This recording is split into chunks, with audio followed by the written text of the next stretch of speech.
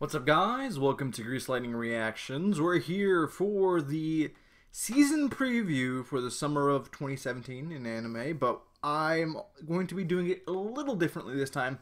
Instead of focusing on every single show and even like going super in depth into things that I actually have like no chance of watching, really, I think I've got a really good selection here of shows I'm going to live react to, as well as just shows that I'm going to be watching on my own as well. I mean, there's not very many that I'm going to watch on my own, but still. I'm going to preface this by saying, as always, when I talk about these anime seasons, I do show you guys in green around the show if I'm going to live react, yellow if I'm going to watch it on my own, and then red is usually I'm not going to watch it, but I have it set to, I have it preset to already not show the shows that I'm not going to be watching. So that's the main difference here. I'm also going to warn you guys, like I said, medical school will start in August. That is in the middle of this season. Now, once school starts, I'm going to actually play it by ear, figure out, like, do I have enough time to watch all the shows I'm watching? Do I have enough time to watch half the shows I'm watching? Can I watch, like, 2 shows? Like, I always say in these videos, these lists aren't final.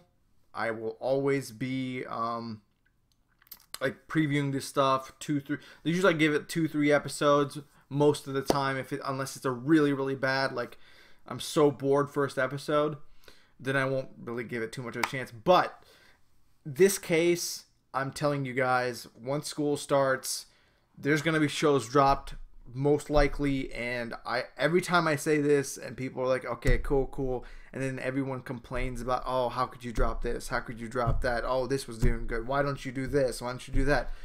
This, like, extremely so this time, I can't, I'm just not going to justify myself any further than I'm starting medical school and I don't know how much time I will have. So with that in mind, I've already done a trailer reaction. That video is also on my channel, where I just basically watch the previews for all the shows in the entire season, not just these, every single one, and give my just my thoughts during it, and then afterwards we go through all the actual like summaries that are written here, word for word. That was my first pass through. Now I've done a little more research. We're going to talk about that. Okay, we're going to go over the staff. We're going to go over the studio. We're going to go over like what I think about the story related stuff. That's how I just do things. If you guys have seen my previous videos, it's going to be very similar, just a little trimmed. All right, that's enough of an intro. Let's get started. Ballroom e Yokoso. So this one is probably the one I think is going to be the best new show of this season. Just watching the initial preview of it, I could already tell that this is looking real slick. It's competition, so I'm going to love that. You know, it's got the sports tag right down there. Comedy, drama, romance, so that has a bunch of stuff that I love.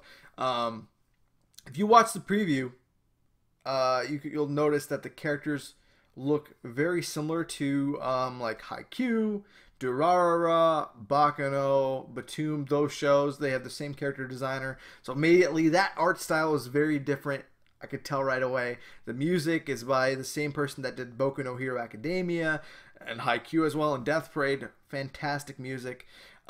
So a dance show with that kind of staff is great. Now, there's not a good director of note that I know of. But with the other pieces around it, I think it'll come together. And Production IG is a good studio.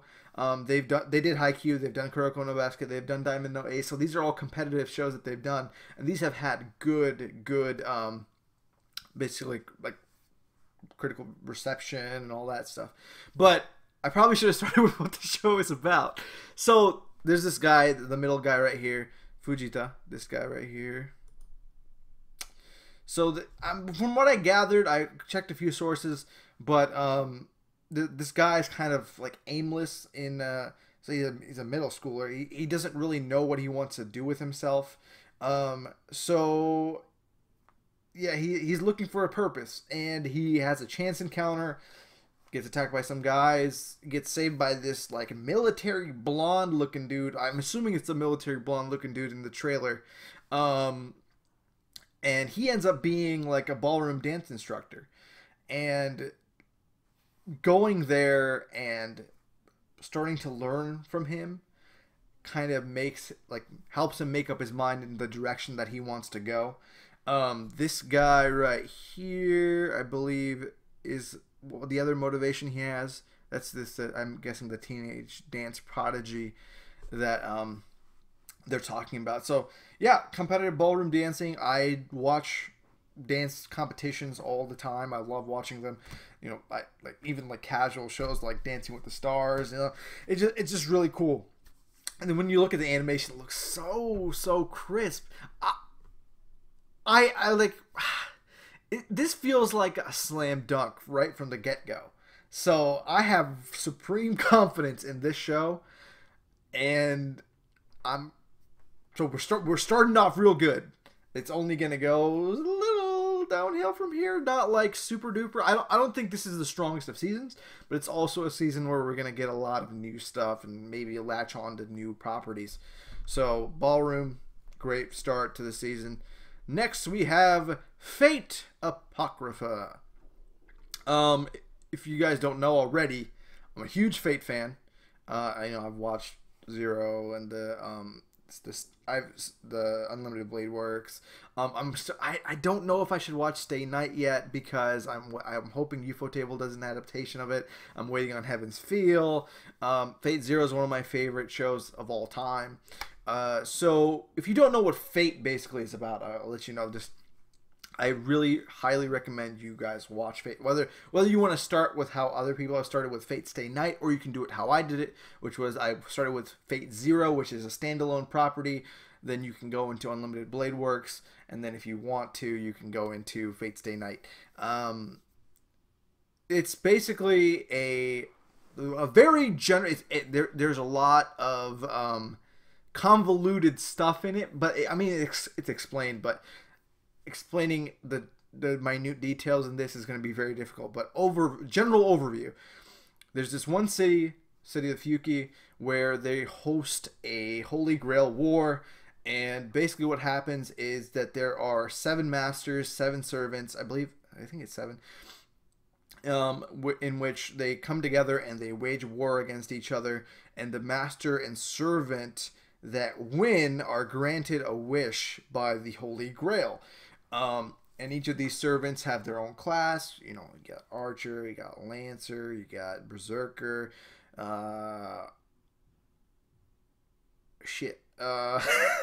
Assassin. I'm trying to think of which ones I've already said. Rider. What was the mage one? Shit. Anyways, there's 7 different classes, of course. What's so cool about this is that these people that are so the master has a servant. The servant is the one that has like the vast majority of the power. The masters usually are pretty they're just human, like regular ass human beings. Oh, they're not regular, but the servants themselves are historical figures, and knowing who they are come at a huge advantage because you can tell their style, you can tell what their ultimate like they'll have ultimate moves based on their myths, or their powers will be based on their myths. And so my favorite part of the Holy Grail War has always been the servants and who they are and how they fight. Really, the whole lore behind all of the servants and trying to figure out who is who has always been amazing. So this adaptation of Fate Apocrypha, I've had my eye on this for a long time. I read the premise of it a long time ago when I finished Fate Zero. It's not super long ago, but I was like, yeah, if only they'd adapted this. My only misgiving is that A1 Pictures is doing it instead of Ufotable, so we're not going to get that godlike animation and that amazing pump your blood music. But the music's going to be, I'll talk about the music, but I'm glad it's being made. So the premise of this one, I think it's a parallel story in which the Holy Grail is taken, and no one knows where it's went. And what happens is that there's an association called Igdamillennia, I think that's what it's called, who is a part of the Mages Association. You guys probably know about if you've watched Fate, you know about the Mages Association. They part from them and reveal, they were the ones who took the Grail. It's in their hands, and that starts a war.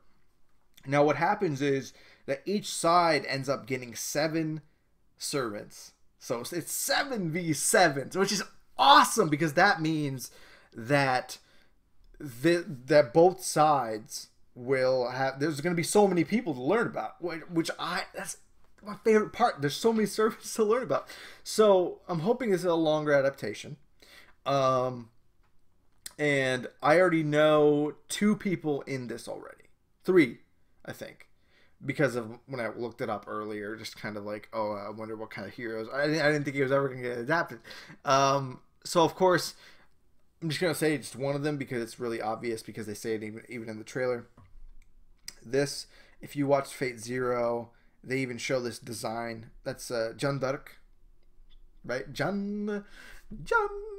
So ever since they showed her in Fate Zero, I really wanted to see her in a war, because her design was great, and she's actually in it. So I wonder what side she's going to be on, whether it's on the red side or the black side. Red side is the Mages Association, black side is Igdamillennia.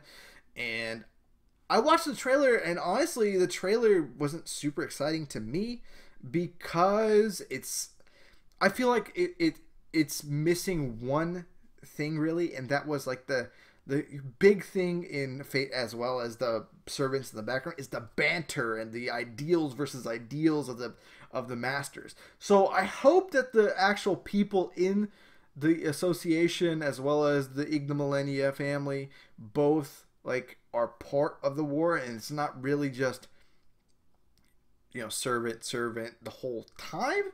I'm sure the majority of it's going to be that way, but also some of the battles, like, it was looking like Soul Calibur in there, and I was like, what's going on here? So, yeah, there's also a really familiar red figure in the trailer, and I'm guessing it's the same person, but hey, that's always cool. So yeah, Fate Apocrypha, A1 Pictures. As far as like combat and shonen-esque, I'm not gonna call Fate shonen, because it's much more, the themes are darker and there's a lot more. I don't want to bash shonen because I love shonen. I'm just gonna say that swordplay, they A1 Pictures has done sword art. They do swordplay amazingly. Magi being a very political background oriented show.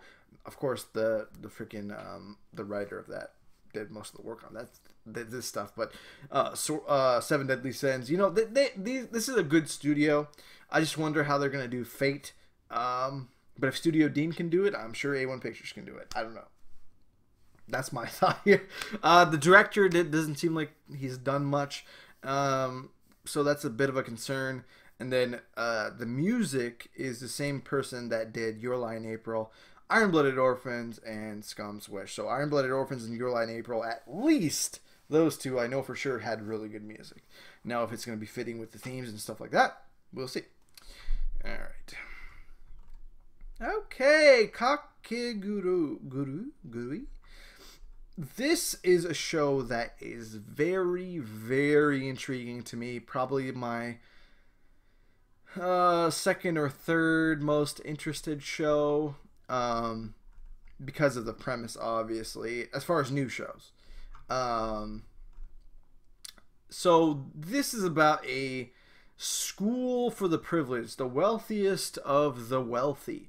So the whole premise is that, the wealthy don't need to use their smarts as much. They're already in a position of power. They don't need to be, physically strong. What they need to do is be able to trick people, basically. Puppeteer people in the fashion they want to. And the best way to teach the high class of this is to gamble against each other. So a lot of mind games, deception. It's a brilliant premise, and basically it's really hardcore because if you lose, they treat you like trash, and from the trailer it looks like basically you turn into a slave, and they're using The kids that lose as like freaking footrests, and it's crazy. And then the people who win, of course, they're the ones using the footrest. They get to do whatever the hell they want. So what we have is that there is a girl that joins this girl right here, and she, I think, is head and shoulders above everyone else. And she comes in with the attitude of teaching everyone else a lesson. Like, no, this is how you win. This is what it means to be the best of the best. And she, like, if you watch the trailer, she's looking freaking creepy as hell. She's getting those, like, having those kind of like slutty, I gotta say slutty expressions. And she doesn't look like she's like really turned on by like winning and like cornering people. I don't know what the hell is going on, but it looks interesting. So yeah, that is going to be very fun to watch. I think Mappa is, I always say Mappa is a studio that I have full faith in. They've done pretty much only great shows recently. One of my favorite shows, Zanki no Terror. They did Garo, which started slow, but season 2 was amazing. Punchline, very underrated series.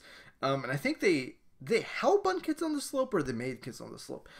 They were involved, but that is a phenomenal series as well. And the director is the director of Garo. So the director, at least personally, I have faith in. You also have the series composition lead, who is basically a higher level writer who meets with the director and stuff, kind of figures out the pacing and how they're going to adapt this. Also worked on Attack on Titan, Garo, and JoJo. So I think that that pacing is in very good hands. So hey, the head like lead writer / script person is someone that big. Yes, that's even a bigger sign. All right, Katsugeki Tuiken Rambu.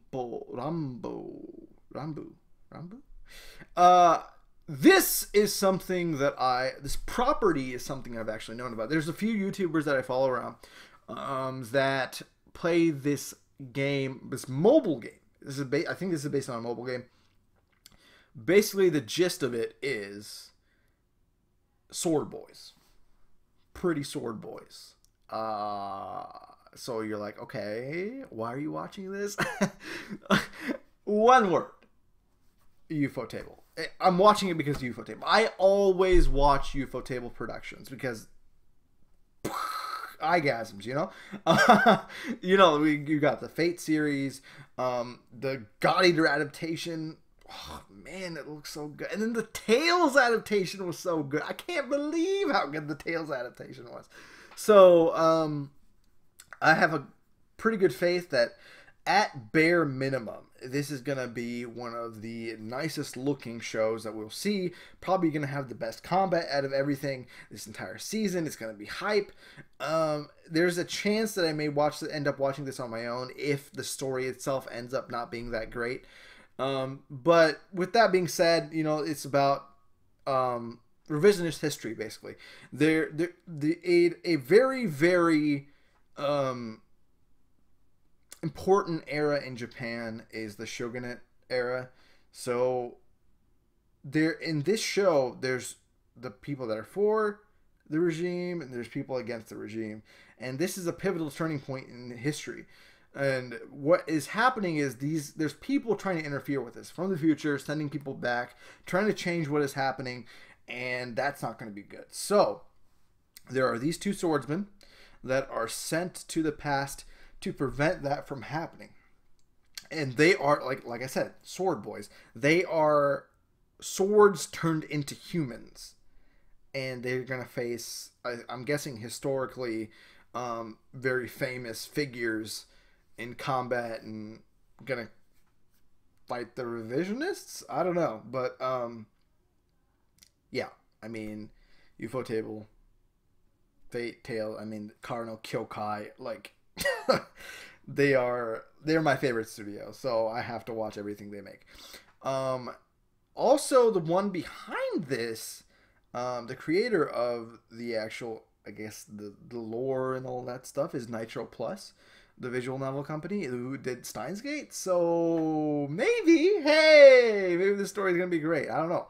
And the director is as good as far as animation is concerned, because the director is the guy that helped make Fate Zero, like was the animation director on Fate Zero. So hey, that's great. Music, Unlimited Blade Works. Ooh, it's gonna be so good. And then the script writer helped with Tales, very good script, and he also was the producer on Fate Zero. And one small thing that has me incredibly hyped is that the theme song is going to be done by Calafina and composed by Yuki Kajira. So, it's going to be amazing.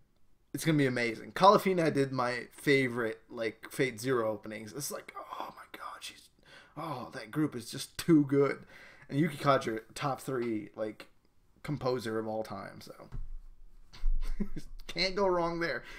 All right. Next is Kepeki Danshi Aoyama-kun, which translates to the Cleanest Boy Aoyama-kun. Very straightforward premise. This is a sports anime basically about a kid that is a prodigy. He plays for the Japan national team, and his quirk is that he doesn't want anything to get dirty, so he doesn't tackle people because you might get dirt on your shoes. He doesn't head the football, so he's, he is trying to keep his face clean. If he's going to throw the ball in, he's wearing gloves.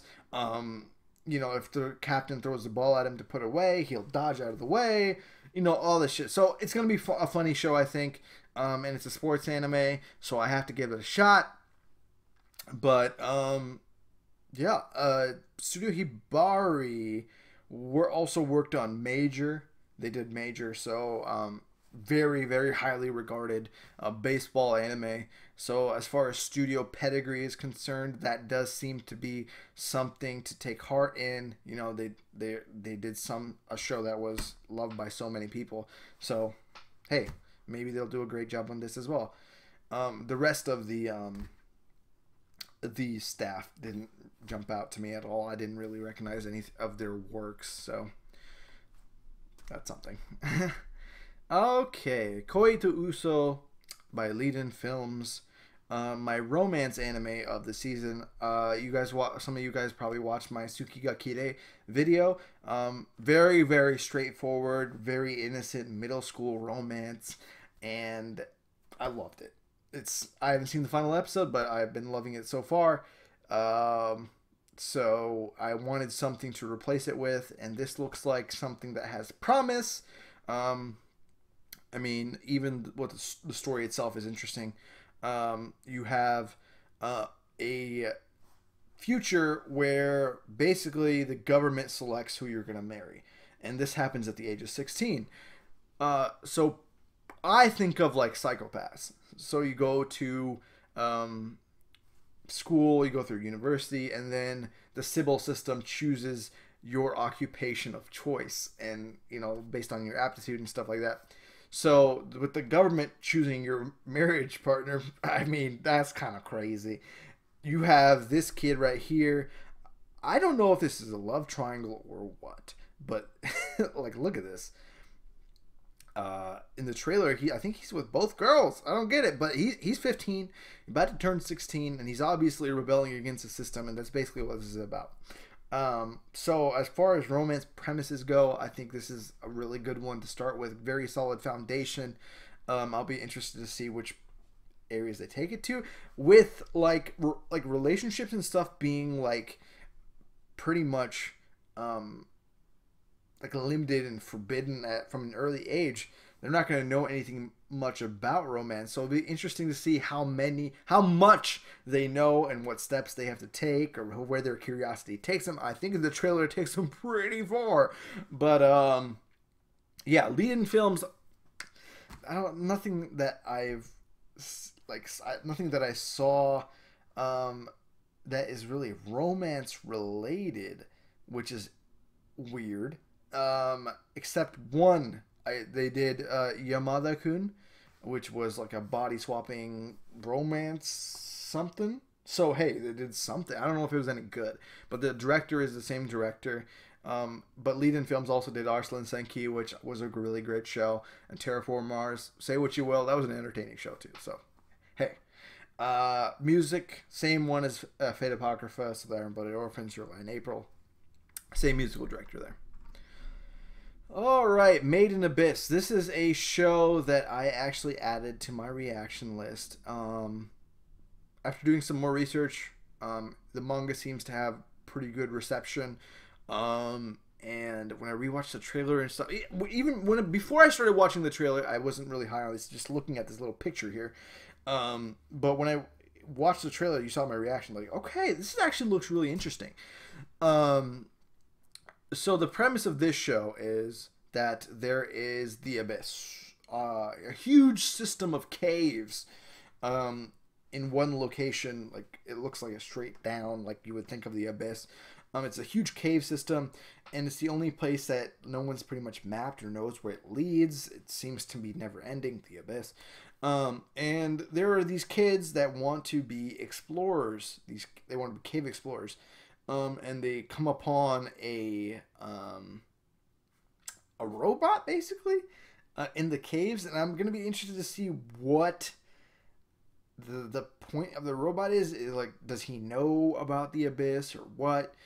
This is probably going to be my first show where, like, the leads are all little kids. So, hey, I don't know for sure how good it's going to be, but I'm going to give it a shot. Kinema Citrus, they did do Barakamon, which is the other show that I watched with the main character basically being a kid. I mean, there's two main characters, but the kid, best kid in anime. They also did Black Bullet, which was a, like, alien, so, like, all the weird creatures that you were going to find in the Abyss, hey, they had some experience with Black Bullet doing those. And then they did the actually terrible, hype destroying Under the Dog, which I was so hopeful for, but it was so bad. And the director did Black Bullet, and he also helped with Monster. Or was he the director of Monster, or he helped with Monster? Anyways, he's related to Monster, so that's amazing. Okay. And then the script writer worked as a series composition director of Drifters. So he has had some work with pacing, and Drifters had really good pacing. And the writing was really good for Drifters. So I have faith in the script writing, at least. All right. Owari Monogatari. I'm not going to say much about it. I did the reactions to everything past Baki Monogatari, I think? Or Nisei Monogatari. I did a lot of Monogatari reactions. Monogatari is a phenomenal series, in my opinion. But it is not for everyone.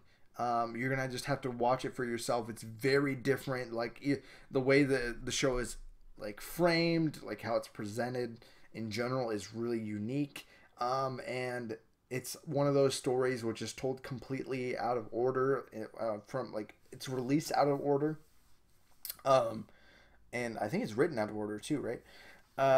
So it's hard keeping track of chronology sometimes, but once you start watching the series and you start getting really, really attached to the characters, that's what really shines. There's a lot of talking. The banter is like maybe my favorite part of it. Like, yeah, and then the epic moments are, like, next level epic. Like, the fighting is just crazy when they do it. But don't come in expecting that part of it. Come in expecting fun to watch characters, quirky, interesting dialogue. This, I think, chronologically is the last part, the very, very end of the series. But I'm pretty sure not all the properties are released yet. I'm still waiting on Kizun Monogatari Part 3. Please give it to me already. Alright. Shokoku... everyone, same people are working on it, so it doesn't matter. Shokoku no Alter. Oh yeah, and if you know, med school starts and everything, and I'm choosing shows to continue, this will 1,000,000,000% be one of them. Okay. Shokoku no Alter. By Studio Mappa. I talked about Mappa earlier, you know, with the Zanki no Terror and all that stuff. So this is a phenomenal studio. That is one of the main reasons I'm watching it. Also, I really, really like the character designs. When I'm reading this this summary, I see Turkey and Baltrain. I don't know. Is this supposed to be like Turkish? So I'm not 100% sure where they're aiming for as far as location for these empires and what they're based on. I don't know if it's like historical. I don't know what's going on, but the premise is that there are basically the empire and this other group, and I think the other group is the one, the Turkia Devleti, are trying to decide whether to fight the empire or not. So there's the pacifists and then there's the warmongers. What happens is that there's an assassination of one of the ministers in the empire, and that makes it very, very dicey, let's just say. And I guess they're going to be talking about how or maybe why not war. Like maybe it's going to be behind the scenes, but I think most of it's going to be like it's going to be going to war, and then these people are going to be fighting country versus country. So it's interesting. This is one, like I said, there's not too much to go on, so this may not be as good as I think it's going to be, but hey. The director's good. He worked on the original Hunter x Hunter adaptation, which people regard as pretty good. The series composition guy worked on Kuroko, Dorara, Bakano, all really good. And the character designer, if you look at the designs, they are very similar to Garo. That's the guy who did the character designs. So there we go.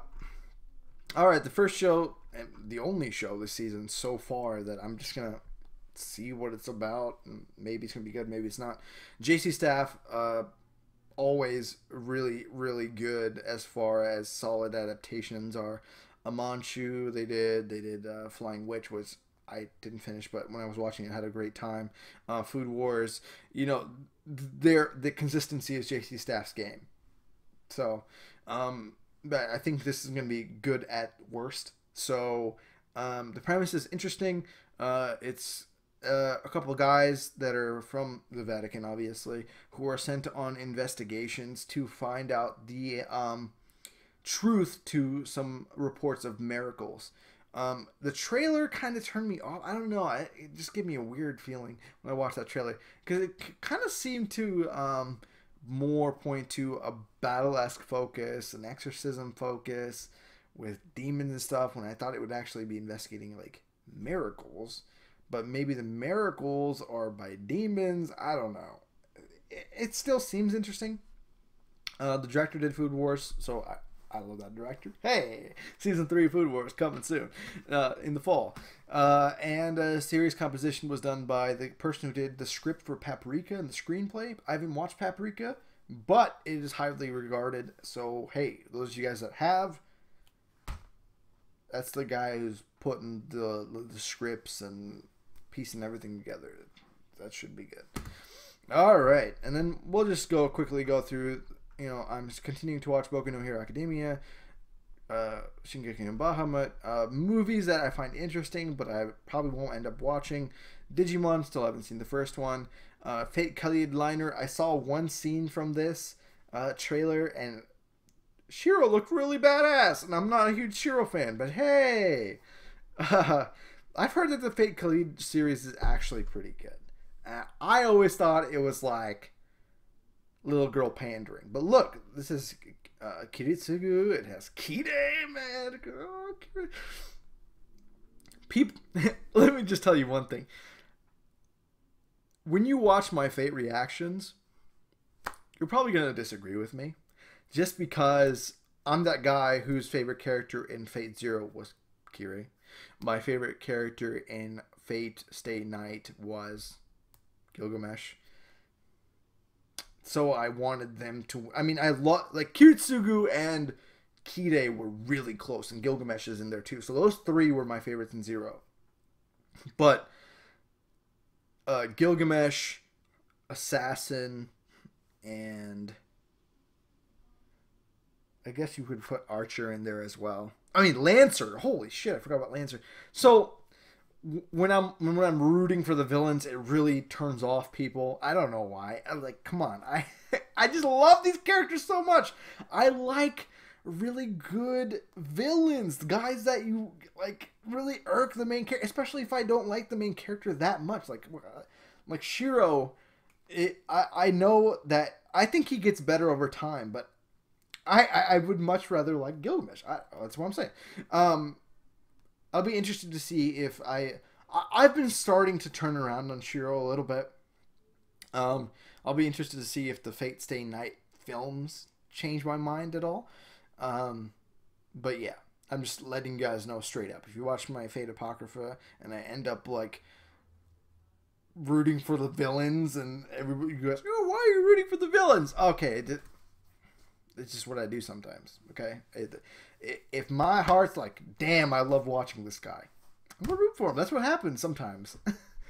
Unless the main character is super strong, like in terms of character development, and I'm really rooting for the main character. If I'm really rooting for the main character and I'm really rooting for the villain, I want the main character to win. That's how it works for me. All right. Kimi no Koe wo Todoketai. I haven't even read the summary of this, but I saw Madhouse. I was like, oh, maybe I'll look back on this. No Game No Life. I need another season, but film, I'll take a film. Pokemon, hey, I don't know for sure if I want to watch that, but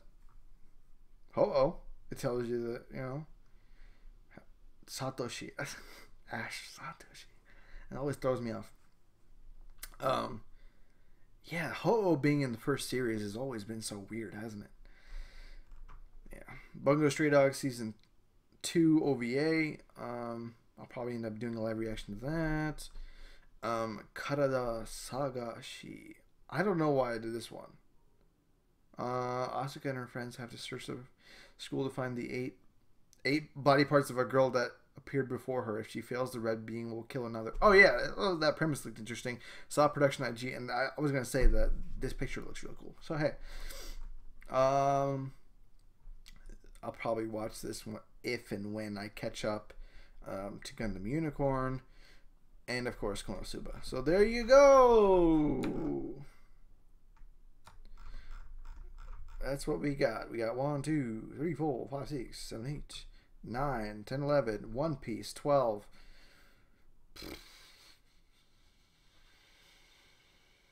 And then I'm watching Dragon Ball Super dub on my own. 13. And I'm watching, I haven't dropped Recreators. I'm on episode 7, and I'm pretty close. And Boruto I need. This is a lot. God damn. Yeah, there's gonna be trimming for sure. God damn. But probably not until closer to med school. We'll see. I'm pretty confident on, let's see, 1, 2, 3, 4, 5 of these new shows that I'm really confident on. And this one's going to be beautiful, so I'll probably keep watching it. And the other ones, we'll see. We'll see.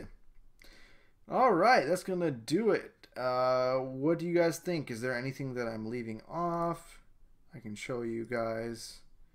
Let's see. Is there anything I even really thought about?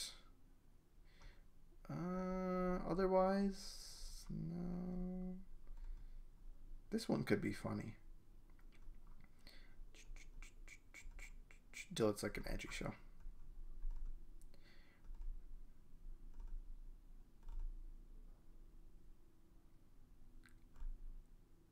And this one could be interesting too. Maybe. That trailer was interesting. And of course, Stan Lee. Hey, maybe that could be good. The Reflection. Alright. Okay, that's going to do it for the video today. Hopefully you guys enjoyed this and found it informative, or, you know, found reason to, like, argue with me. I don't care either way. What are you guys excited for? What do you guys think I missed? And yeah, I hope you guys understand with the whole med school thing coming up, why it's imperative that I don't overload myself with things, that I'm like, what am I trying to say? Locked into, basically. So it'll be interesting.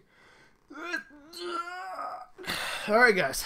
Thank you guys for watching, and I'll see you guys in my next reaction.